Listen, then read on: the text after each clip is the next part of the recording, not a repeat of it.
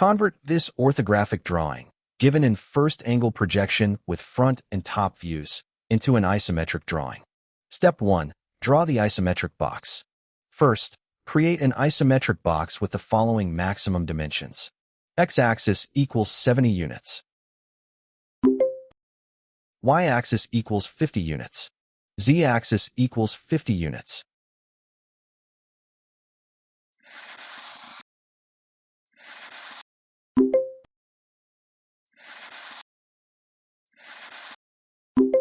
To be more clear, let's understand where these dimensions come from. The top view provides dimensions on the x-axis and y-axis.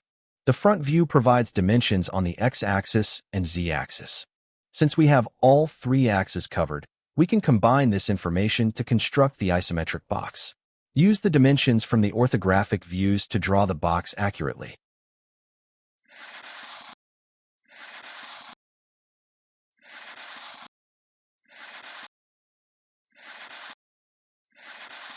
Step 2. Add features step by step. Now that the isometric box is ready, we will add each shape step by step. Let's start with the symmetric 20 by 7 rectangle, which is a hole feature visible in the top view. This hole is through the object. How do we know this? In the front view, we see a 50 by 7 rectangle. There is no additional feature on top of it. Also, there is no hidden line in the top view for this feature.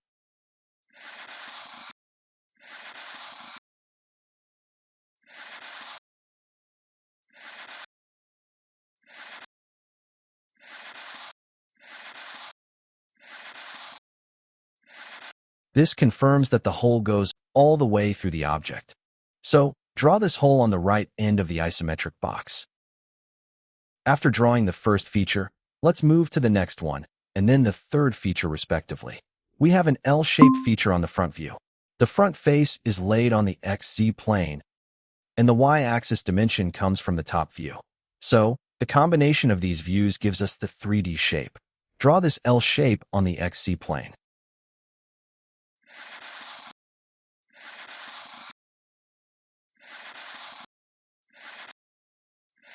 After drawing it, extrude it along the y-axis to a depth of 50 units.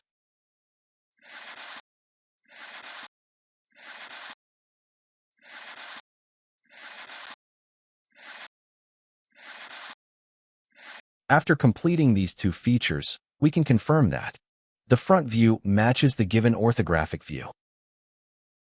The top view also matches the given orthographic view. However, we notice that a rectangle appears on the top view of the orthographic drawing, but this rectangle is missing from our isometric drawing so far. Similarly, when we check the front view, we find that an inclined line is present in the given orthographic front view, but it is also missing from our isometric drawing. So, the new feature we are about to create must satisfy both conditions. It must appear as an inclined line on the front view. It must appear as a rectangle on the top view. Drawing the inclined plane. To create this feature, move 10 units to the right on the isometric box. Draw a 10-unit line, as seen from the top view. Then, draw the inclined line that matches the one shown on the front view. Now let's understand why this works. In the front view, this inclined plane lies on the XZ plane. When we take a line on the x-axis, it appears only as a line, and since it is inclined, it becomes an inclined line in the front view. In the top view, this same inclined plane lies on the XY plane. Since the top view is on the XY plane, the feature appears as a plane, which is the rectangle we see. So, the inclined plane appears as an inclined line from the front direction, a rectangle from the top direction.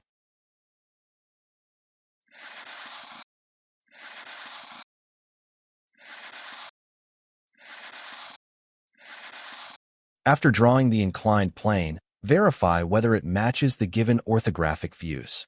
Check the front view. Does the inclined line appear correctly? Check the top view. Does the rectangle appear correctly? If both match, then our isometric drawing is complete and accurate.